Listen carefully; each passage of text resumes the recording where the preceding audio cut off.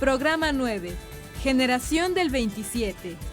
En este programa veremos algunos aspectos relevantes del movimiento poético Generación del 27. La producción poética suele estar ligada a los cambios sociales, políticos y religiosos de cada época. Los poetas medievales, por ejemplo, dedicaban su trabajo a temas religiosos, pues la sociedad en que vivían estaba regida por la fe. La vida cotidiana, el trabajo e incluso las fiestas tenían un sentido religioso. La divinidad y la creencia en otra vida eran el centro del pensamiento. Por el contrario, los poetas renacentistas cantaron al amor humano, a la naturaleza, a la guerra y a la aventura por vivir en una época histórica en la que se revaloró la libertad personal y el individualismo. Hoy conoceremos un movimiento poético surgido en España en 1927. En el contexto de las artes y la literatura, ¿qué se entiende por movimiento? Un movimiento es un conjunto de rasgos comunes que aparecen en un determinado tiempo en la literatura, en las artes, etc. Hay ciertos sinónimos, por ejemplo, movimiento, corriente, escuela, ¿sí? Una escuela es cuando el movimiento ha sido más programado, más anunciado, a través de manifiestos, a través de declaraciones de principios. En cambio, un movimiento o una corriente se habla cuando esos rasgos comunes aparecen en un conjunto de artistas, de creadores, de escritores, y son rasgos comunes ¿en qué sentido? Tanto formalmente, es decir, formas de hacer las cosas, como temáticamente, es decir, aparecen ciertos problemas que no aparecían antes. Entonces, está asociado un poco, la idea para entenderlo, sería tal vez la idea de la moda. Nosotros estamos acostumbrados a la idea de la moda y podemos percibir cuando cambia una moda. En cierto sentido, son modas literarias las que suceden en los movimientos, ¿sí? Solamente que por lo general las modas en el ámbito general, están puestas en términos comerciales muchas veces o de necesidades de empresas o etcétera. En cambio, los movimientos surgen por la propia dinámica, por la propia manera de ser, de existir de ciertos temas o de ciertas formas. ¿Cuál es la relación entre un movimiento literario y los temas que aborda con el sentir y los valores de su época? Bueno, indudablemente que las formas artísticas recogen ciertos problemas que están en el ambiente social, que están en la subjetividad, en la mente, en lo que se llama la manera colectiva de imaginar, el imaginario colectivo sería una de las frases. Y entonces ciertos problemas aparecen recogidos en el arte y en la literatura, porque el arte y la literatura son en realidad formas de condensar, de intensificar y de volver más creativa y más afinada la vida social, la subjetividad social. Entonces, por ejemplo, antes la problemática de la mujer no era una problemática que estuviera en términos sociales en la mente de nadie, y de pronto aparece pues en los temas de la literatura. La literatura es como una especie de termómetro, o sismógrafo, para ponerlo así, que va reconociendo ciertos problemas que están ocurriendo, que están sucediendo en el ámbito social. La Primera Guerra Mundial finalizó en 1918 y ocasionó la muerte de más de 12 millones de personas, sin contar a los heridos y mutilados. En gran parte de Europa, los medios de comunicación y de transporte quedaron destruidos, disminuyó la producción industrial y agrícola y se generó una grave crisis económica. A esta crisis siguió la de 1929, que sumió a los Estados Unidos de Norteamérica en la Gran Depresión, la cual se extendió por una parte del mundo industrializado, generando inestabilidad política y económica. En este ambiente surgieron en Europa los movimientos fascistas, que promovían un exagerado nacionalismo, completo control de la vida de los ciudadanos por parte del Estado y el militarismo. En este contexto sociopolítico surge en España la generación del 27. Los poetas de este movimiento escribieron sobre algunos acontecimientos sociales que impactaron la historia de su país. En la España de 1927, un grupo de escritores y poetas se reunieron para conmemorar los 300 años de la muerte del poeta barroco Luis de Góngora. Por eso, los conocemos como la generación del 27.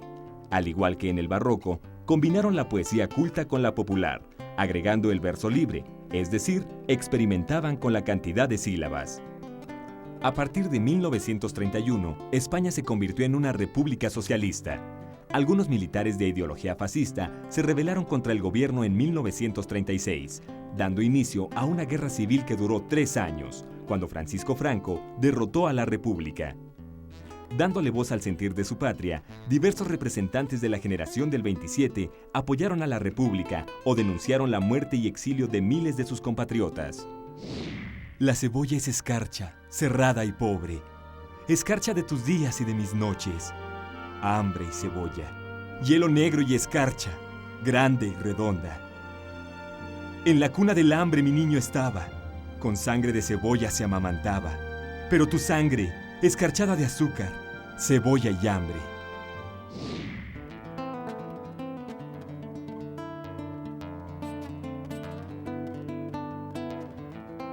Este poema de Miguel Hernández refleja el contexto histórico en el que vivió su autor. España era un país rural donde la situación de los campesinos era muy difícil. El poeta elige la cebolla como símbolo de la pobreza. Miguel Hernández nació en una familia humilde y se dedicó a la crianza y cuidado de las cabras durante su infancia.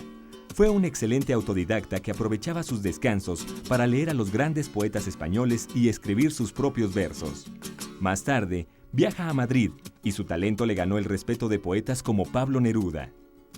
Al inicio de la Guerra Civil, ingresa al ejército republicano y adquiere un gran compromiso político.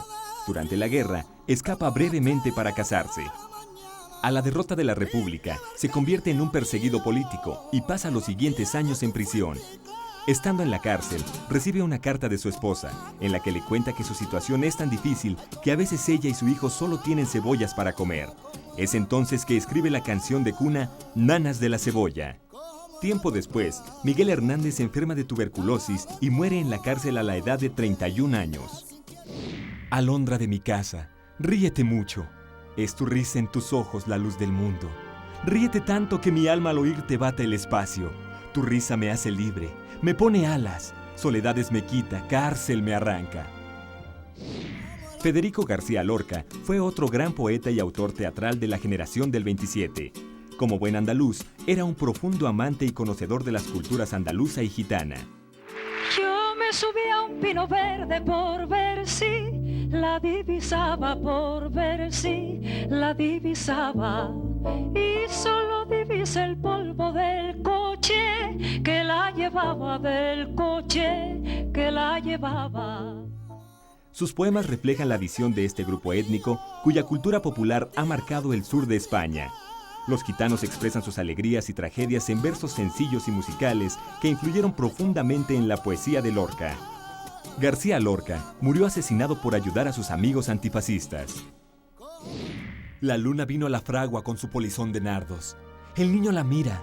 Mira, el niño la está mirando. En el aire conmovido mueve la luna sus brazos y enseña, lúbrica y pura, sus senos de duro estaño. Huye, luna, luna, luna. Si vinieran los gitanos, harían con tu corazón collares y anillos blancos. En el poema Perfección, Jorge Guillén exalta la alegría de vivir y la armonía con el entorno. Queda curvo el firmamento, compacto azul sobre el día. Es el redondamiento del esplendor mediodía. Todo es cúpula, reposa, central sin querer la rosa, a un sol en cenit sujeta. Y tanto se da el presente, que el pie caminante siente la integridad del planeta. Es un momento caracterizado por su diversidad. Guillén es un ejemplo de cómo la poesía incorpora elaboradas imágenes y reflexiones. León Felipe nace en una familia acomodada. Estudia farmacéutica, pero abandona el ejercicio de dicha profesión para llevar una vida bohemia viajando por España, África e incluso México. Al inicio de la Guerra Civil, se rebela contra el gobierno franquista, se ve obligado a huir y volvió a México como refugiado. Yo no sé muchas cosas, es verdad. Digo tan solo lo que he visto. Y he visto que la cuna del hombre la mecen con cuentos, que los gritos de angustia del hombre los ahogan con cuentos. La experiencia de la guerra marca las reflexiones de León Felipe, quien busca expresar su desacuerdo con las contradicciones humanas, la hipocresía y el engaño. Para hacerlo, elige un lenguaje sencillo e íntimo. Que el llanto del hombre lo taponan con cuentos, que los huesos del hombre los entierran con cuentos, y que el miedo del hombre ha inventado todos los cuentos. Yo no sé muchas cosas, es verdad, pero me han dormido con todos los cuentos, y sé todos los cuentos.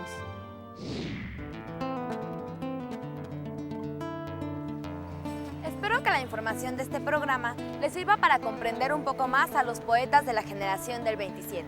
Los temas que trataron y los recursos literarios que usaron reflejan el momento histórico y la sociedad que les tocó vivir. Hasta la próxima. Yo me subí a un pino verde por ver si la divisaba, por ver si la divisaba. Y solo divisé el polvo del coche que la llevaba, del coche que la llevaba.